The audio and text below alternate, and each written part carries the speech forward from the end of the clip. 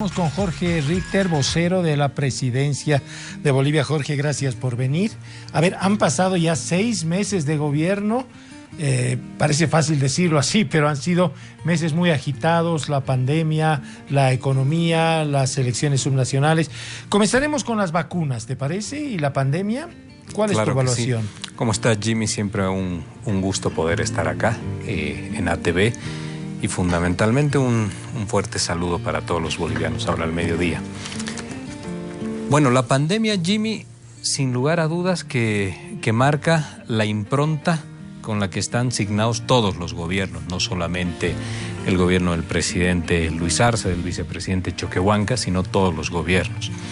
Y este es un hecho que nos dirá cómo nos evalúa el país en función de las capacidades de respuesta en medio de dos fuertes cuellos de botella que se han generado a nivel mundial.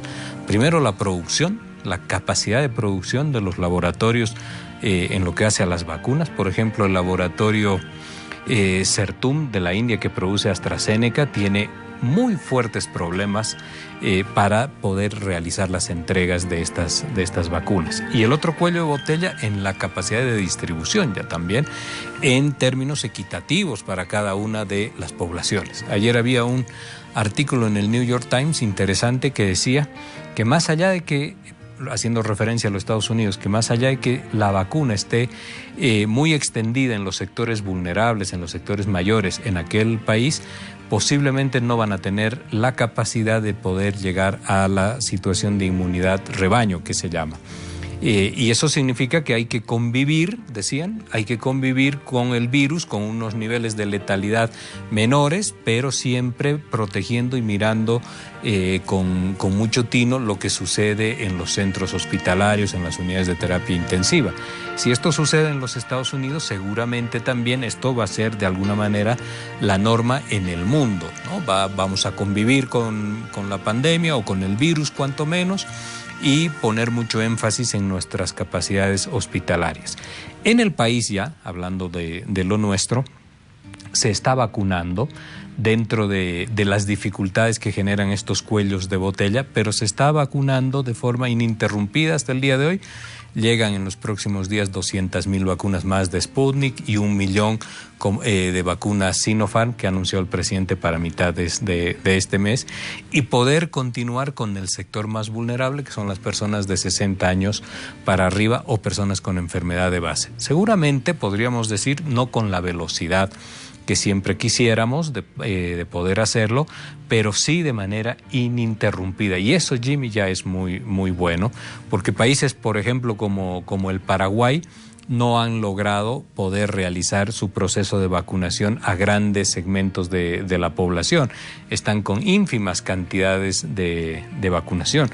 Y hay otros países que también les está ocurriendo esto. El otro punto, países como Chile, por ejemplo, que han vacunado ya un segmento importante de la población, que han sido además referencia en lo que significa este proceso de vacunación, hoy en día están con medidas fuertemente restrictivas y con una cantidad de contagios diarios que no han logrado bajar. Nosotros en Bolivia tenemos una menor cantidad de contagio, tenemos una no saturada situación actual de las unidades de terapia intensiva. Se han tomado medidas para poder prever esto, pero no podemos bajar la guardia, ¿no? Esto significa medidas de prevención, significa distanciamiento, no salir a la calle cuando no es necesario, o acudir a aquellos centros que son grandes detonadores de contagio, ¿no? Donde hay una conglomeración de gente importante. Pero va a terminar siendo un trabajo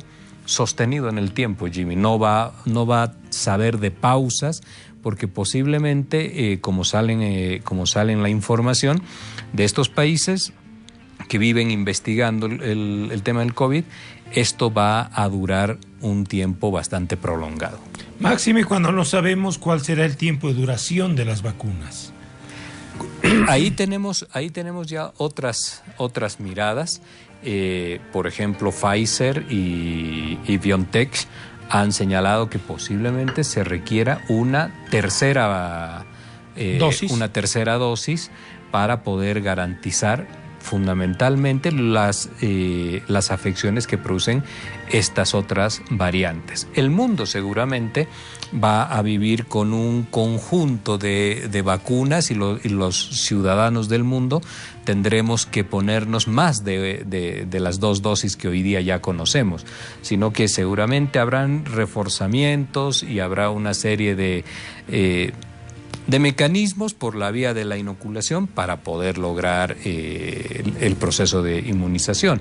Pero esto tiene todos los aspectos y las características, de acuerdo a los estudios, de que va a durar un buen tiempo en el mundo. Ahora, mientras se va desarrollando el tema de la vacunación, la economía ha comenzado a mostrar signos de repunte. Desde los organismos internacionales ya se habla de que América Latina crecerá a un ritmo expectable.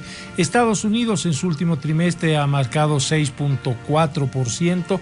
Están mostrando que poco a poco, claro, frente a lo que fue el retroceso del año pasado, todavía es lento, pero estamos avanzando. Lo importante es que podamos volver a la vía del crecimiento. Eso es, para empezar, lo importante.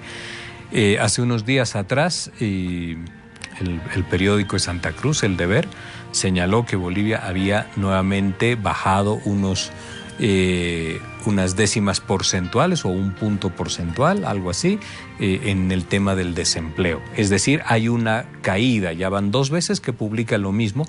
Hablo del Deber porque, sin lugar a dudas, también ponen un particular énfasis cuando el gobierno comete algún error. Uh-huh. En esa perspectiva, ya es importante ver de que la economía y fundamentalmente el empleo empieza a tener un mejor aspecto, que las cifras, sin dejar de ser todavía preocupantes, pero van reduciendo su impacto. ¿Qué muestra esto?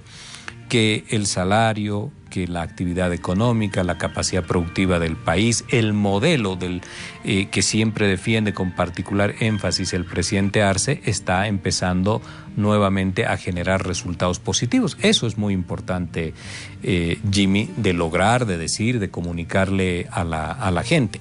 La inversión pública, la redistribución del ingreso, la reactivación de las empresas públicas del Estado, son elementos fundamentales de este modelo económico, y está empezando a mirarse ya algunos números que van en la línea del crecimiento. Alguien decía, si caímos hasta el 11%, el 4% en números cerrados es insuficiente. Por supuesto que quisiéramos volver a recuperar en una sola gestión el 11%. Es muy fácil, hemos visto que el gobierno de facto sí logró pulverizar las capacidades económicas del país, seguramente ayudados con la pandemia, pero básicamente por una impericia de enfrentar la situación de crisis. No se recupera eso en un año, pero ya estamos en la vía del crecimiento. Eso es verdaderamente lo importante y tiene una relación directa con lo que se prometía en campaña, las posibilidades de reconstruir la economía. Ahora están estos proyectos, por ejemplo, del litio. Eso también va a ser muy importante para el país en la mirada ya global de lo que son 5 años de gestión. Por último, a ver, en la política, ayer casi todos los candidatos opositores, cuando eran posesionados, decían: tendemos la mano al gobierno, queremos llegar a un acuerdo. Ya sé por dónde va esa pregunta. Sí. El propio expresidente Evo Morales dijo en su momento que lo que habría que hacer era una gran lucha contra la crisis económica. ¿Tú crees que es posible que se trabaje entre todos para salvar a Bolivia del problema económico?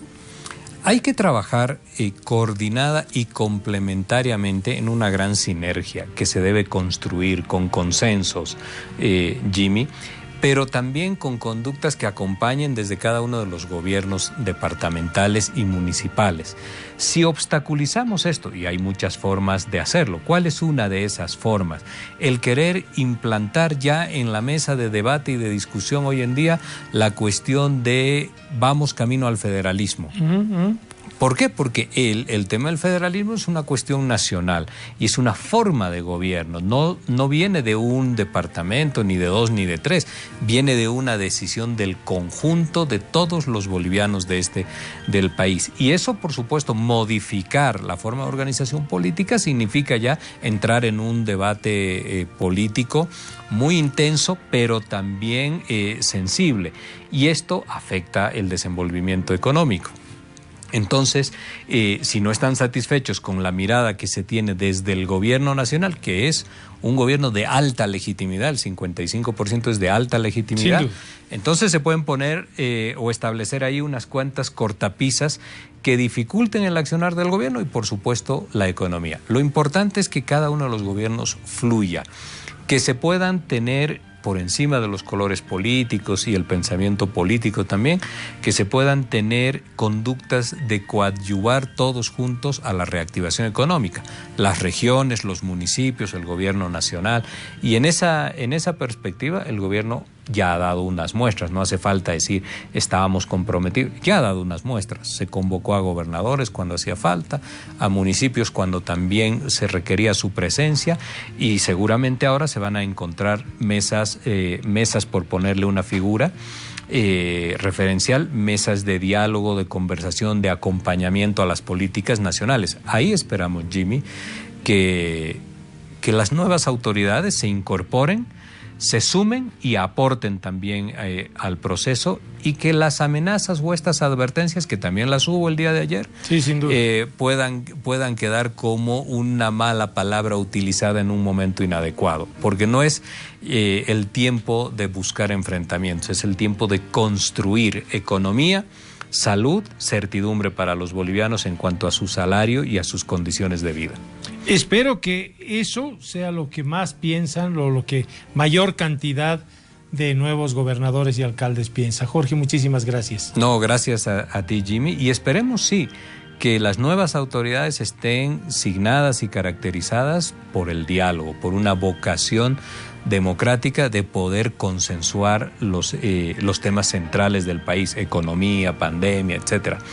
Y no encuentren en sus estructuras de gobierno, locales, departamentales, los mecanismos para intentar instrumentalizar desestabilización, porque eso no le hace falta al país. Ya tenemos, y esto es lo bueno, Jimmy, termino, ya tenemos autoridades institucionalizadas por la vía democrática, de acuerdo a lo que señala la Constitución Política del Estado. Hemos dejado atrás por lo menos la ruptura institucional en cuanto a la elección de autoridades, todavía no en cuanto a justicia, a verdad y a investigar quiénes promovieron aquellos hechos, pero ya tenemos autoridades democráticas y constitucionales, eso es importante.